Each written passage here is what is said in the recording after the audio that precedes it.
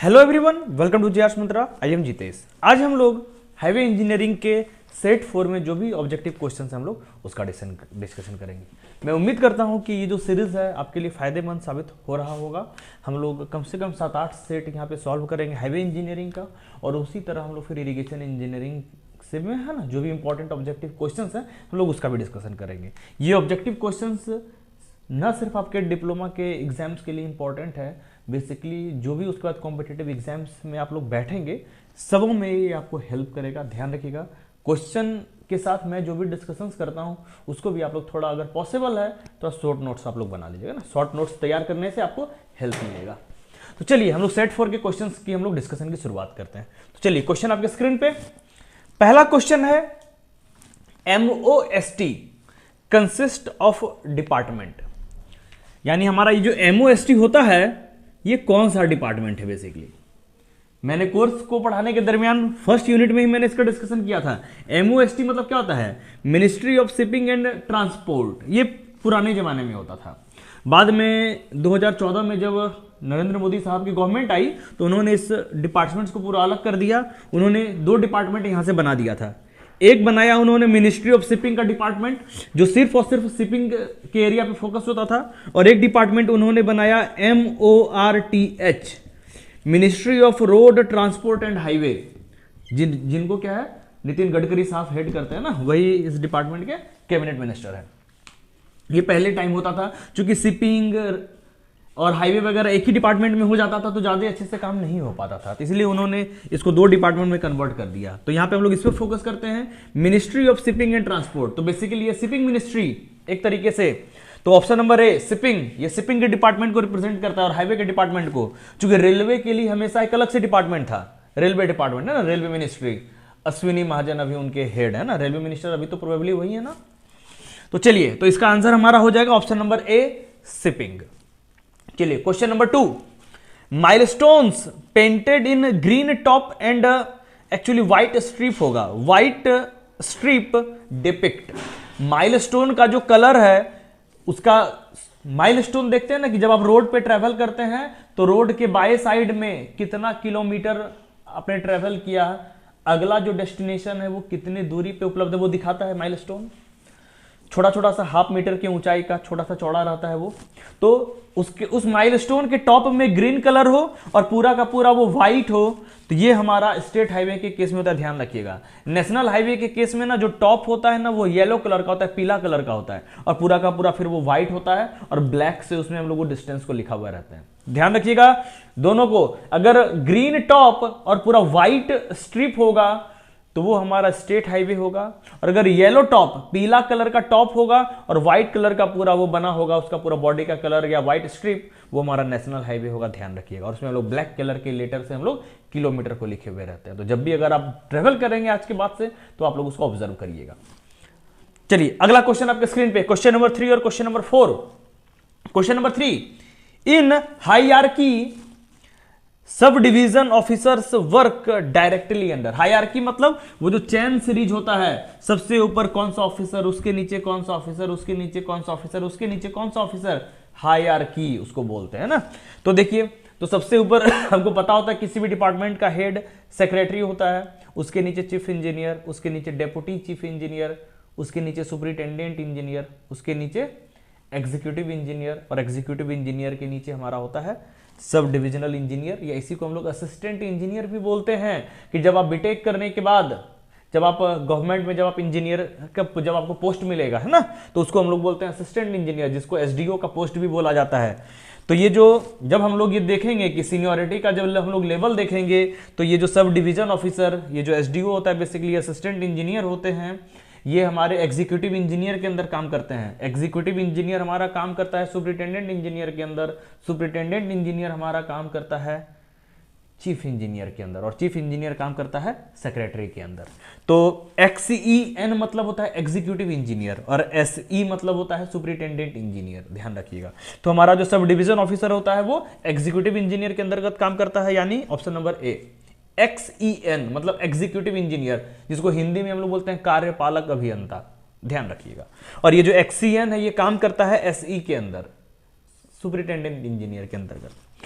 तो चलिए next question, विच organisation recommends standard specification, कौन सा ऑर्गेनाइजेशन है जो हाईवे को बनाने के लिए जो जो जरूरी चीजें हैं उसके बारे में गाइडलाइंस प्रोवाइड करता है ना, स्टैंडर्ड स्पेसिफिकेशन के बारे में चर्चा करता है। तो पहला ऑप्शन है MOST मोस्ट, दूसरा ऑप्शन है IRC।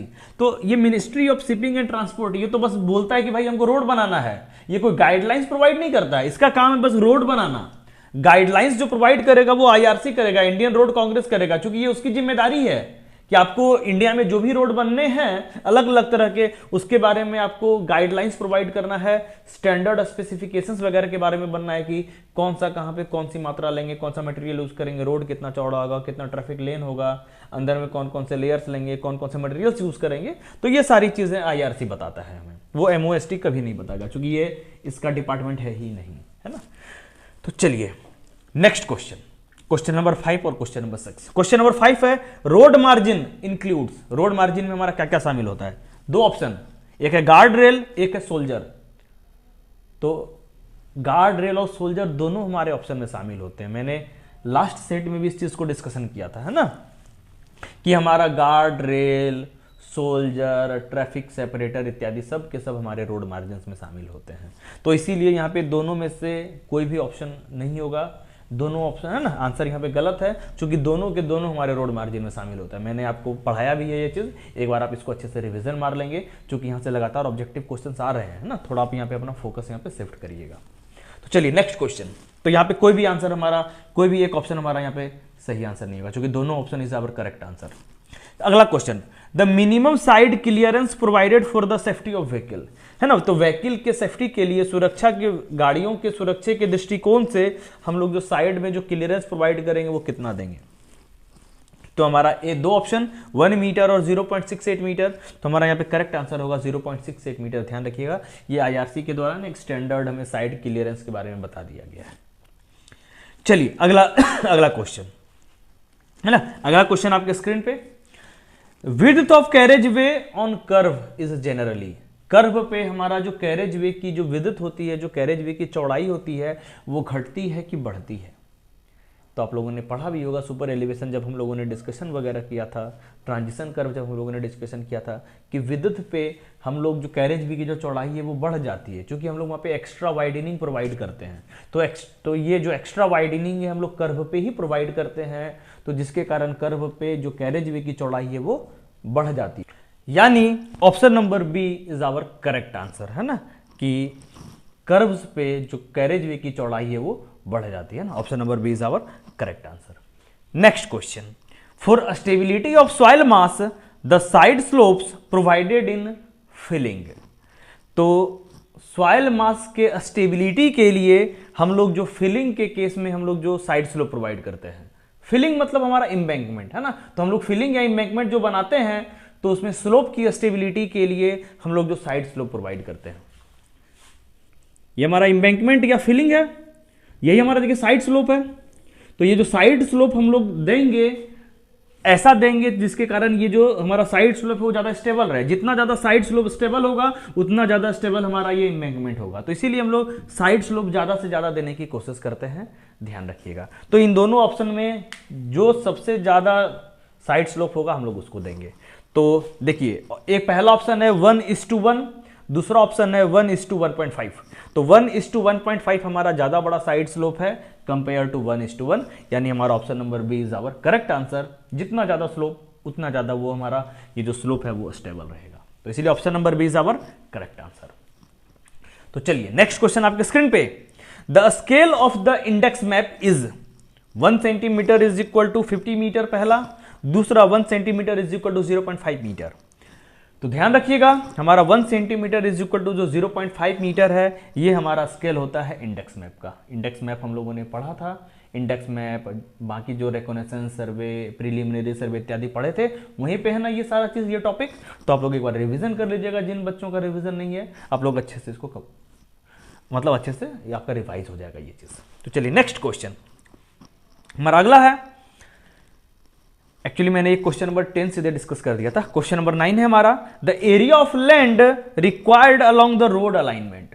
रोड अलाइनमेंट के अलोंग हम लोग जो एरिया अक्वायर करते हैं, एरिया अक्वायर करना मतलब जिन जगहों का हम लोग अधिग्रहण करते हैं ना, तो हम लोगों ने डिस्कशन किया था ना ये चीज कि जब हम लोग रोड हम लोगों को बनाना होता है तो सबसे पहले हम लोग रोड के अलाइनमेंट को फिक्स करते हैं और रोड के अलाइनमेंट के अलोंग हम लोग जमीन का अधिग्रहण करते हैं ताकि सड़कों को बनाया जा सके।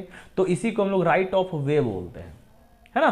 तो रोड के अलाइनमेंट के अलोंग रोड के कंस्ट्रक्शन करने के लिए हम लोग जो जमीन का अधिग्रहण करते हैं हम लोग उसको राइट ऑफ वे बोलते हैं, यानी option number B is our correct answer, ध्यान रखिएगा, है ना। तो ऑप्शन नंबर बी। चलिए क्वेश्चन नंबर 11 और क्वेश्चन नंबर 12 आपके स्क्रीन पे। क्वेश्चन नंबर 11 है the alignment of road should cross river eight angle, यानी क्या है कि रोड का हमारा जो अलाइनमेंट है, ये हमारा रोड का अलाइनमेंट आगे बढ़ रहा है मान लीजिए, और बीच में कहीं पे नदी आ गई, तो बीच में कहीं पे नदी आ गई तो ये जो रोड का अलाइनमेंट है या ये जो रोड है इस नदी को कितने डिग्री एंगल पे क्रॉस करे। ध्यान रखिएगा हम लोग ऑलवेज प्रेफर करते हैं कि 90 डिग्री पे। ये रोड का ये अलाइनमेंट इधर है, ये नदी का अलाइनमेंट है, तो इन दोनों के सेंटर लाइन के बीच में या रोड का अलाइनमेंट या रोड इस नदी को 90 डिग्री एंगल पे पास करेगा। ध्यान रखिएगा जब भी आप किसी ब्रिज पे ट्रेवल करते हैं, जब भी कोई ब्रिज वगैरह बनता है तो ध्यान रखिएगा वो नदी के बहाव के जो रिवर का जो फ्लो है उसके 90 डिग्री डायरेक्शन में ही हमारा ब्रिज बना हुआ होता है। जब भी आप ट्रेवल करिएगा तो इसको ऑब्जर्व करिएगा, है ना। तो ब्रिज यानी रोड का पार्ट, उसी पर से रोड गुजर रहा है ना, तो यानी जो रोड है वो नदी के डायरेक्शन के 90 डिग्री में हमारा बनता है, ध्यान रखिएगा। तो option number B is our correct answer. Next question, the proposed road and important places to be connected are shown in the map, है ना।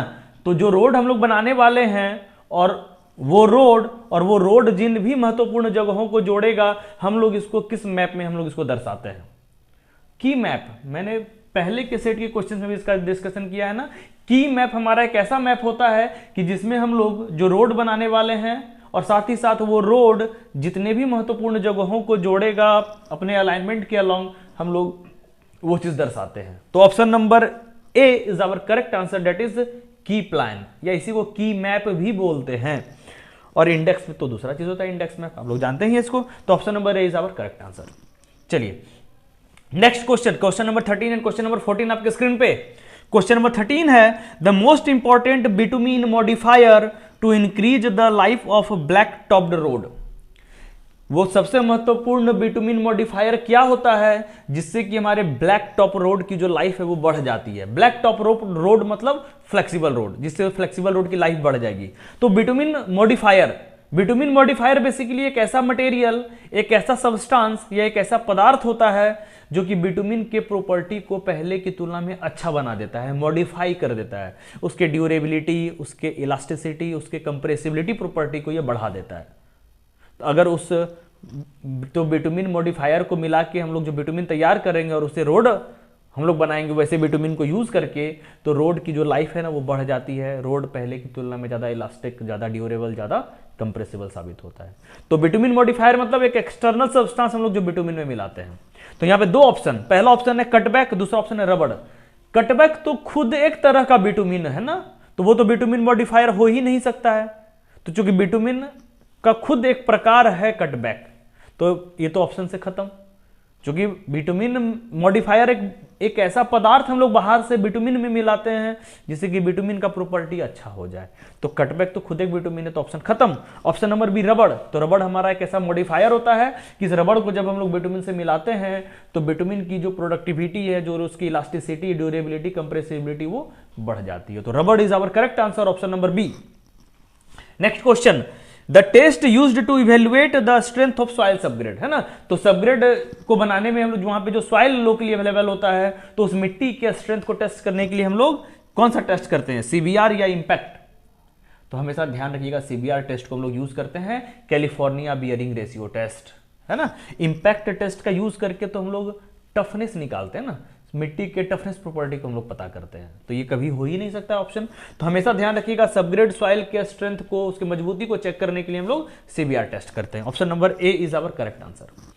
नेक्स्ट क्वेश्चन आपके स्क्रीन पे, पहला 15 number question, the test used to determine the toughness of the road aggregate. अभी हम लोगों ने discussion किया था ना कि रोड एग्रीगेट्स के, रोड्स को बनाने में जो एग्रीगेट्स यूज करते हैं उन एग्रीगेट्स के टफनेस को चेक करने के लिए हम लोग इंपैक्ट टेस्ट को करते हैं, ध्यान रखिएगा। तो option number B is our correct answer. पहला ऑप्शन है एब्रेजन। क्वेश्चन उठता है सर एब्रेजन टेस्ट हम लोग क्या करते हैं, क्यों करते हैं? तो एब्रेजन टेस्ट से हम लोग रोड एग्रीगेट्स के हार्डनेस के बारे में पता करते हैं, ध्यान रखिएगा। और इसके लिए हम लोग लॉस एंजलस एब्रेजन टेस्ट करते हैं ना, इसकी मदद से हम लोग एग्रीगेट्स के हार्डनेस के बारे में पता करते हैं, ध्यान रखिएगा। Next question, the test used to assess the resistance of road aggregates to weathering agency, है ना। तो वेदरिंग एजेंसीज के द्वारा, वेदरिंग एजेंसीज मतलब जैसे तेज हवा, बारिश, आंधी तूफान, ठंड वगैरह, जो कोहरा वगैरह पड़ता है, इसके कारण एग्रीगेट्स पे असर पड़ता है, रोड के सरफेस पे असर पड़ेगा, एग्रीगेट्स पे असर पड़ेगा। तो एग्रीगेट्स के द्वारा कुछ ना कुछ वहां पे प्रतिरोध डेवलप होगा। तो इस प्रतिरोध को मेजर करने के लिए हम लोग जो टेस्ट करते हैं ना, रेसिस्टेंस टू वेदरिंग एजेंसीज, तो हम लोग कौन सा टेस्ट करते हैं? पहला ऑप्शन है वाटर एब्जॉर्प्शन, दूसरा ऑप्शन है साउंडनेस। साउंडनेस है, थोड़ा यहां पे डबल एस छूट गया है प्रिंट होने से, या क्लियर प्रिंट नहीं हुआ, ध्यान रखिएगा। तो वाटर एब्जॉर्प्शन मतलब हमारे एग्रीगेट में कितना पानी की मात्रा मौजूद है, हम लोग उसको पता करते हैं। तो ये तो कभी ऑप्शन होगा ही नहीं, क्योंकि ये तो वाटर के अमाउंट को टेस्ट करने के लिए टेस्ट हो गया। दूसरा हमारा साउंडनेस, तो ध्यान रखिएगा। तो वेदरिंग एजेंसीज के द्वारा होने वाले नुकसान को झेलने के लिए जो प्रतिरोध डेवलप होता है एग्रीगेट्स में, उसको हम लोग मेजर करने के लिए हम लोग साउंडनेस टेस्ट करते हैं, ध्यान रखिएगा। Option number B is our correct answer. Next question आपके स्क्रीन पे, dust nuisance on the flexible pavement can be controlled by spraying. तो डस्ट नॉसेंस मतलब डस्ट के द्वारा फ्लेक्सिबल पेवमेंट को जो नुकसान पहुंचता है ना, धूल, आंधी, ये सब जो भी चीज़ों के कारण असर पड़ता है, तो उससे हम लोग अपने फ्लेक्सिबल पेवमेंट सरफेस को कैसे बचाएंगे, किस चीज़ का स्प्रे करते हैं, ध्यान रखिएगा। तो दो ऑप्शन, डस्ट पैलिएटिव और दूसरा सैंड लेयर। सैंड लेयर हम लोग नहीं बिछाते हैं, सैंड लेयर को बिछाने के लिए हमारा दूसरा पर्पस होता है। नॉर्मली हम लोग सैंड लेयर बिछाते भी नहीं है। जब पहली बार जब नया नया रोड बनाते हैं, तो वहाँ पे हम लोग जब बिटुमिन के कंक्रीट को बैठाए, हम लोग कॉम्पैक्ट किए उसको अच्छे से, तो वहाँ पे हम लोग फाइंड सैंड का हम लोग एक लेयर बैठाते हैं, उसका दूसरा पर्पस होता है।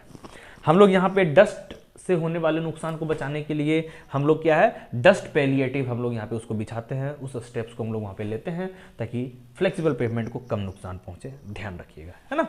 तो option number A is our correct answer. Next question, the additional application of surface coat in case of worn out pavement. Worn out pavement के केस में हम लोग एक जो एडिशनल लेयर देते हैं, उसको हम लोग क्या बोलते हैं? वर्न आउट पेवमेंट मतलब वैसा पेवमेंट या वैसा रोड जिसका जो टॉप लेयर है सबसे, वो खराब होकर वहां से निकल गया है, पूरा पूरा गड्ढा आ गया है, मटेरियल्स निकल गया है, पूरा का पूरा ऊपर का जो टॉप लेयर है वो खराब हो गया है बेसिकली। तो उस पर हम लोग जो एक एडिशनल लेयर देते हैं, सरफेस कोट, एक जो सरफेस लेयर को बैठाने के लिए हम लोग जो एक बिटुमिन कंक्रीट का जो एक लेयर देते हैं, उसको क्या बोलते हैं? तो पहला ऑप्शन है डबल कोट, दूसरा ऑप्शन है रिन्यूअल कोट। ऑब्वियस बात है रिन्यूअल कोट, डबल कोट तो कोई होता ही नहीं है करके, है ना, क्योंकि पहले वाला जो लेयर है वो खराब हो गया है, उसी को हम लोग रिन्यू कर रहे हैं, फिर से एक लेयर देके उसको नया बना दे रहे हैं, ताकि रोड सरफेस हमारा मजबूत हो जाए, गाड़ियां चलें, गाड़ी चलाने वाले को कोई दिक्कत ना हो, एक्सीडेंट कम हो जाए। तो renewal coat is our correct answer, option number B, ध्यान रखिएगा। चलिए लास्ट के दो क्वेश्चन आपके स्क्रीन पे। क्वेश्चन है, wheels of roller should be kept dash dash dash during rolling of premix material. Premix material जब हम लोग बिछाते हैं, मतलब जो बिटुमिन कंक्रीट हम लोग रोड बनाने के लिए बिछाए, उसके ऊपर हम लोग रोलर चलाते हैं, तो ये रोलर का जो पहिया है ये क्या होना चाहिए? Option number A dry, option number B wet. सूखा होना चाहिए कि भींगा हुआ होना चाहिए ना, पानी से भिंगा के रखते हैं नॉर्मली, ध्यान रखिएगा। क्योंकि जब हम लोग बिटुमिन कंक्रीट के ऊपर जब रोलर चलाएंगे, अगर वो रोलर का जो पहिया है, जो व्हील है, अगर वो सूखा रहेगा ना, वो कंक्रीट उस रोलर से चिपकने लगेगा, तो जिसके कारण कॉम्पैक्शन और उल्टा अच्छा होने के बजाय खराब हो जाएगा, रोड सरफेस पूरा खराब हो जाएगा। तो इसीलिए हम लोग उसको हमेशा पानी से भिंगा के रखते हैं, मतलब वेट रखते हैं, सूखा कभी रखते ही नहीं है, रोड सरफेस बनाने के बजाय उल्टा और खराब हो जाएगा। Option number B is our correct answer, ध्यान रखिएगा। Last question, a seal coat consist of, ये जो सील कोट हम लोग देते हैं सरफेस लेयर के ऊपर, सबसे टॉप लेयर हमारा जो सरफेस लेयर है, उसके ऊपर हम लोग एक बिटुमिन का एक लेयर देते हैं, बिटुमिन का एक कोट देते हैं, जिसको हम लोग सील कोट बोलते हैं। तो इस सील कोट में क्या शामिल होता है? Option number A sand bitumen layer होता है ये, या option number B asphaltic concrete. Asphaltic concrete मतलब बिटुमिन का हम लोग जो कंक्रीट तैयार करते हैं, उस कंक्रीट में कोर्स एग्रीगेट, फाइन एग्रीगेट्स वगैरह सब होते हैं, तो ये कभी होता ही नहीं है। जब भी हम लोग देते हैं तो बिटुमिन को हम लोग एक फाइन सैंड के साथ मिक्स करके उसके एक लेयर को बैठाते हैं। यानी हमारा आंसर होगा sand bitumen layer option number ए, या फिर सैंड एस्फाल्ट लेयर भी रहेगा तो वो भी हमारा करेक्ट आंसर हो सकता है। ध्यान रखिएगा, ध्यान बस ये रखना है कि बिटुमिन बाइंडर के साथ हमको सैंड को मिक्स करके वहां पे बैठाना होता है, कंक्रीट नहीं बनाते हैं ना। तो बिटुमिन का कोई भी फॉर्मेट हो, कोई भी तरह का बिटुमिन हो, उसको सैंड से मिला के हम लोग वहां पे बिछा देंगे। और इसीलिए बिछाते हैं ताकि रोड सरफेस का जो वाटर टाइटनेस है वो बढ़ जाए, जिसके कारण पानी रोड सरफेस के अंदर नहीं जाएगा, वाटर से रेसिस्टेंस वहां पे आ जाएगा और रोड का जो स्कीड रेसिस्टेंस है वो बढ़ जाएगा, फ्रिक्शन कोफिशिएंट ज्यादा डेवलप होता है तो गाड़ियां अच्छे से वहां पे गाड़ियों का ब्रेक काम करेगा, एक्सीडेंट्स कम होगा, है ना। यही हमारा पर्पस होता है सील कोड देने का। तो option number A is our correct answer.